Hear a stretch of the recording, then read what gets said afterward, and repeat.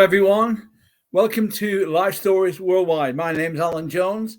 It's great to have you with us to join us for another life story coming to you from Life Stories Worldwide. If you want to contact us, you can contact us on our website, lifestoriesworldwide.com. All the information you need is on there. We bring you stories from across the world, and stories go out also across the world. Stories of people who've gone through different challenges and have come through with victory, had their lives transformed. We are live on Facebook, YouTube, Zoom, and StreamYard. You can also watch us live on our website, directly on our website. It's probably one of the best ways to watch us. Our speaker today comes from Ireland.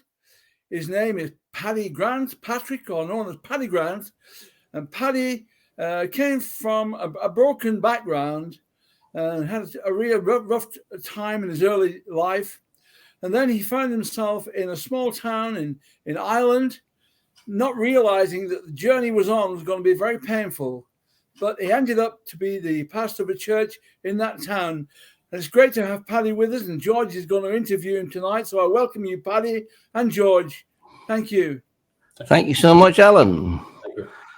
First of all, Paddy, let me welcome you to Life Stories Worldwide. Thanks, George. It's really great to have somebody from the old countries to speak to. and even from the town. Yep. Indeed. Yep. So, as Alan said, you had a rough time as a young lad. Everybody, well, just tell about it. You come from Waterford. Waterford, of course, is quite a famous place. Is Waterford? They've got lots of claims to fame. Yeah, I think one of their most famous claims is the old crystal plant, which is still in one form or another still in existence. Mm-hmm. And otherwise, George, I've been actually away from Waterford so long that the other claim to fame, I can't. Well, St. Patrick's Day is one of them, actually. Really? Luke Wadding, Oh, yes. Brother, he's the guy who instituted the St. Patrick's Day. That's right. I do remember that now that you mention it, yes. And of course, Waterford is the oldest city in Ireland as well, and the only city not to fall to Cromwell, to the Protestants at the time. That's right. So, Paddy, tell us, from your point of view, okay, what was it like growing up in Waterford, in Ireland, shall we say, in the 60s? What was it like for you? I think my memories from childhood was extreme poverty and just trying to survive.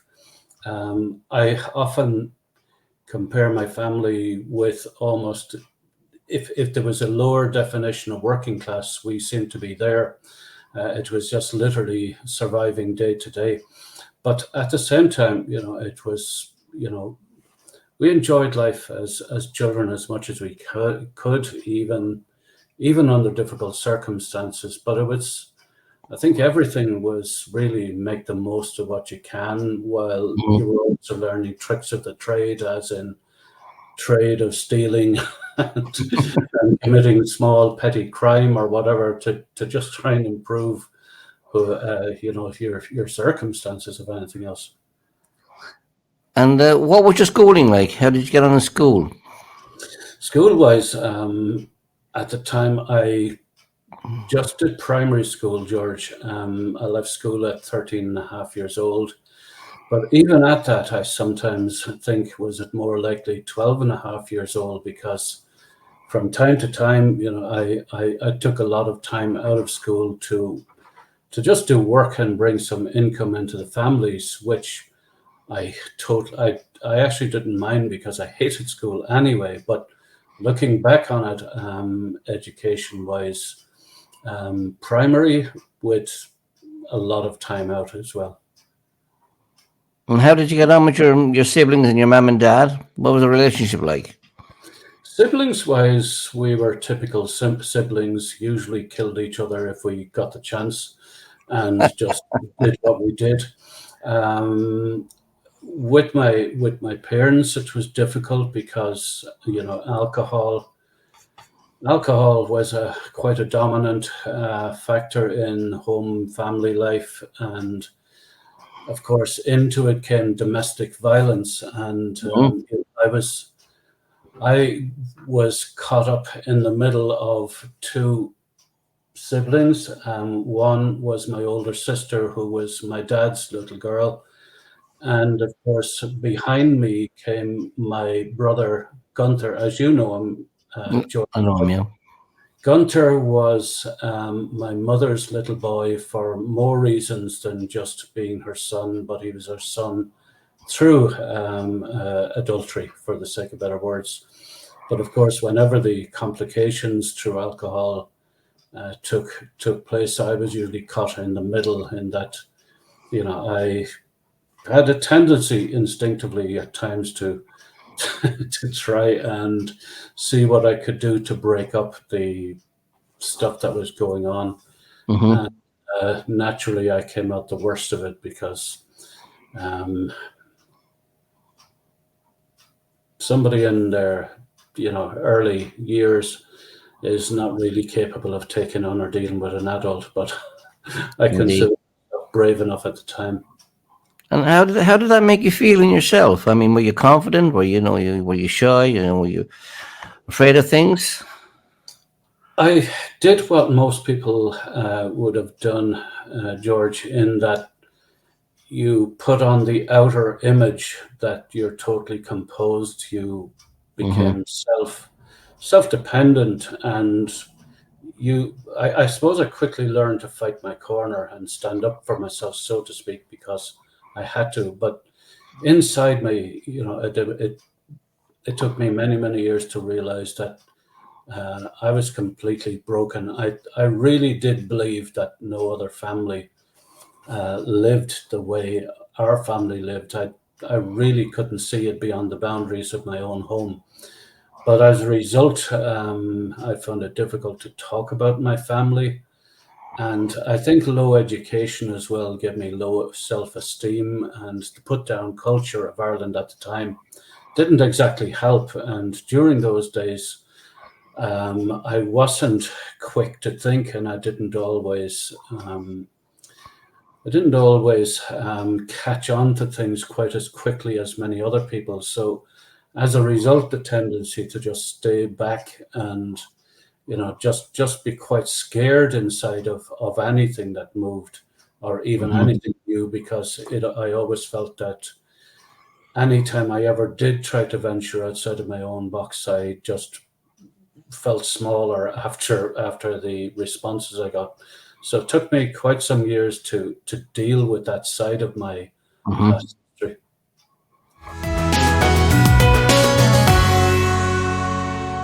Now, you said you left school at a very early age. You went. What did you go working at then? Did you get a job at that stage? I did, yes. Yeah.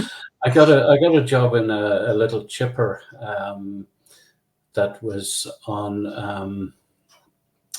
Sorry, Georgia, you probably Patrick Street. Yes, I'm just remembering. I remember Patrick Street. Yeah, there was a little chipper there opposite the Regina Cinema, and Called the Emerald Isle.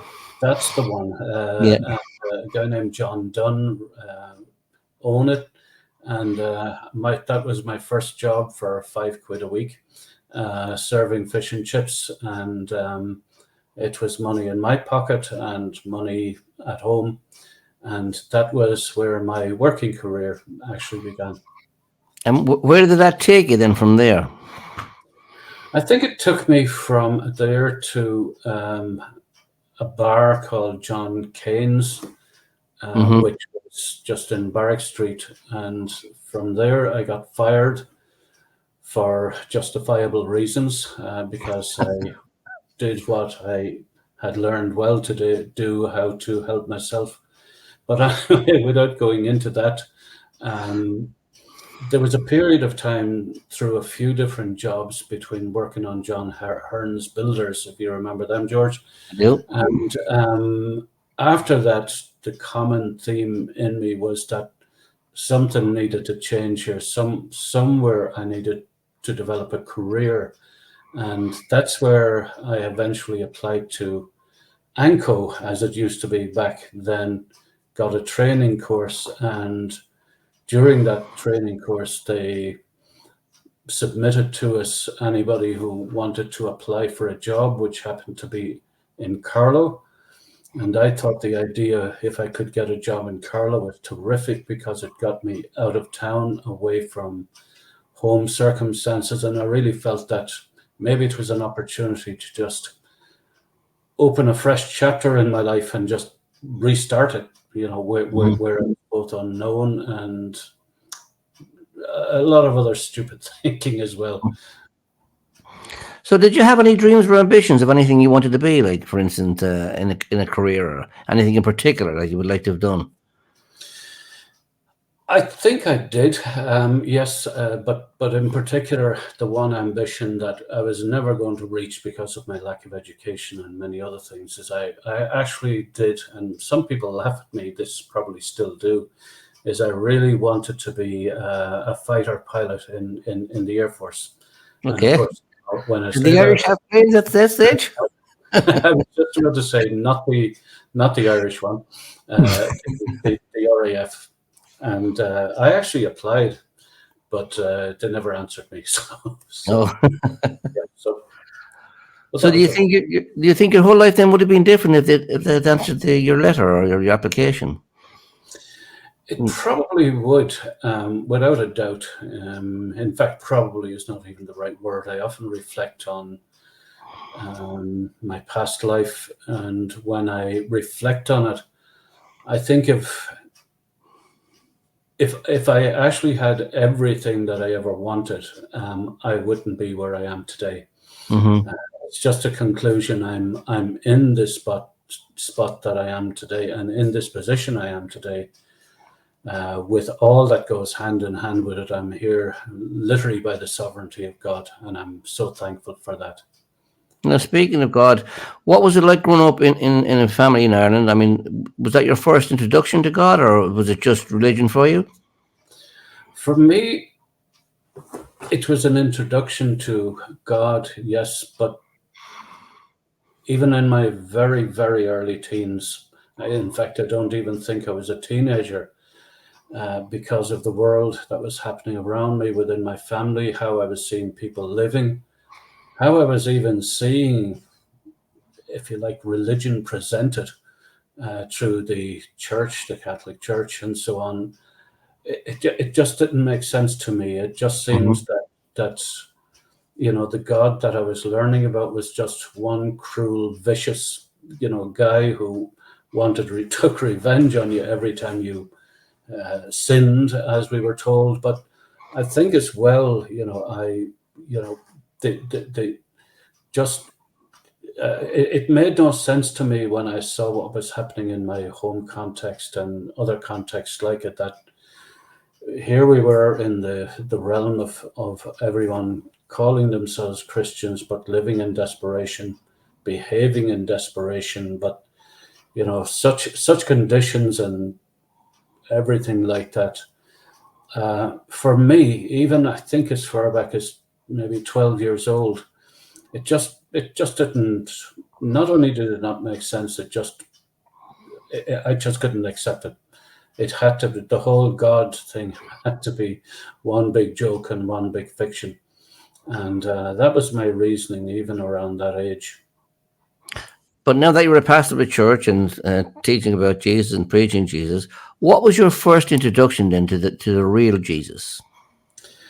I think that there was a little bit of a pattern to it when I look back on it, George, in that I had become quite suicidal during maybe around 14 years old and 15 years old. And at times I remember, when life was so low and I was so low in myself, and, circumstances were just getting worse. I distinctly remember looking out my bedroom window sometimes during the night and just screaming to the heavens, so to speak, that if he was really out there, that he would take me, just kill me and end it, and that was how it was. But the interesting thing was there followed a little bit of a pattern of events that began to take place, that I seemed to start bumping into religious groups that I usually ran from.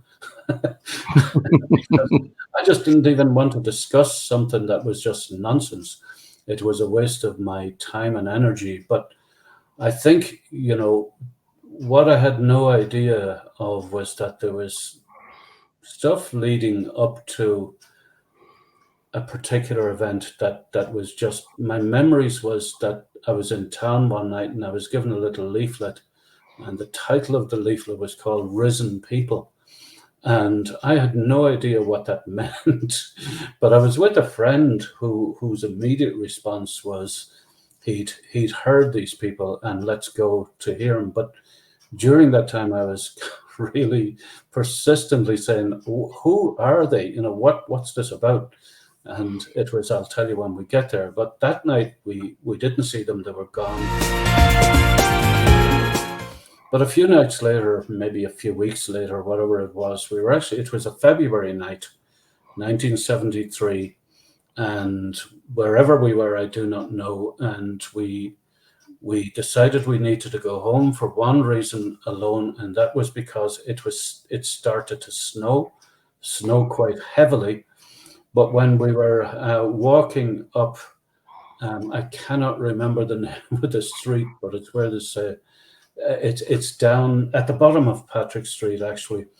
There used to be a little shop on the corner that was derelict at the time, but at the same time, there was a group that night, even in snow, standing there playing guitars and preaching the gospel. My thing was, these guys are just crazy. I knew one or two of them, and I knew that they had addiction problems.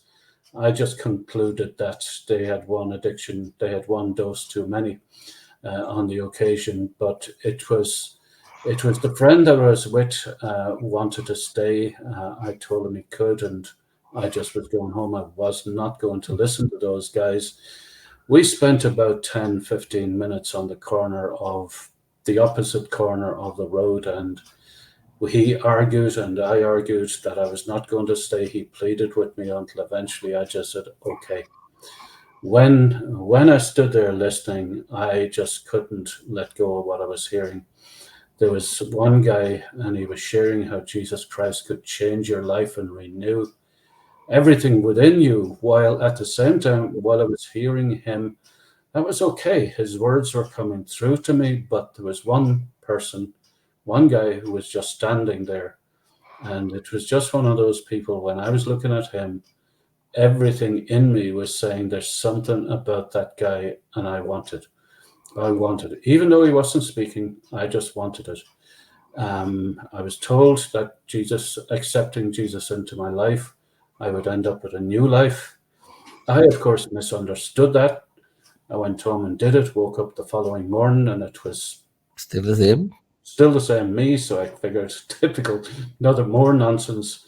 But again, a chain of events really began to take place from there. That's probably a little bit of a story, too much to include, before I eventually ended up being brought to a little place in Johnstown in Waterford, where I actually met guys like you, George, and many others. And believe it or not, I more often than not got dragged to the place. But when I was there, I just couldn't leave. I was the guy playing the guitar actually on the corner. You were, yeah. I have a photograph of you somewhere there too. Yeah. I had hair then, of course, Paddy. You did. You had, as we say, an afro. Well, yeah, it was a bit like that. Yeah, it was actually. Yeah. Now, of course, you said that you saw these guys were addicted. Okay. So, and you eventually went to the meetings in this place called Johnstown. What were the meetings like? Did it frighten you? Did it scare you? You know, what were they really like? I think what really took me about it, George, was that I was accepted into the room. Nobody put me down. Everybody wanted to shake my hand. Everybody wanted to say welcome to me. Everybody wanted to give me a cup of tea or and a hug. Just a hug or a welcome. And I had never encountered that type of acceptance, but it wasn't even just that. It was that everybody in the room was from my kind of background for the sake of a word. I mean background in the sense of brokenness. And I mean, I could tell by the dress codes, the typical, hippie generation carryover type thing. But they were all in around my age, some a little older, some a little younger. And I just knew a number of the guys there, and I knew they would not have been religious by any means if there wasn't a very good reason for it. And it was all unexplainable to me. I saw it, it didn't make sense, but yet there was something that I just had to know about it. Yeah, as you say, most of us were dressed like hippies because it was like a bit like the Jesus people, the right. Jesus revolution. And, but when I met you, Paddy, you were shy. You were just conservatively. So how did your life change then when you first made your decision to follow Jesus? I think George, it was. I think even after it took me quite a number of years to understand the truths of what I was hearing. It really, for me, I used to struggle with the idea that there was people who came to faith after me. And I still seem to be where I was at the beginning. And these people had, if you like, the lights had come on many different things while I was still trying to figure out, what I even heard yesterday. And it was like as though there was mental blocks on what I was hearing. I could hear the words, but that's all they were to me for a long, long time, was just words. And I suppose I know now that what the real issue was, that there were strongholds of thinking in my mind that were just blocking out the truth of what was said. But at the time, I just couldn't see how that applied to me. I still fought with not only self-acceptance for quite some years, but even down to the reality that I was still viewing God in terms of a judgmental father whose standards I could never, ever live up to. And anytime when I found my own struggles were still there and still battling with issues, even at times when I just drifted away, I felt that, almost in a typical human way, that, as people will say to you, as people will treat you, we've had enough of you. We've given you opportunities for way too many times. And I view God that way, that he had a limitation and just drew the line in the sand and said, forget it, you're a waste of space. I really believed that. I really did. And I just couldn't see how he may have called me, but I just couldn't even live up to his call. So that was just a struggle I had, George, even up to not so many years ago, actually.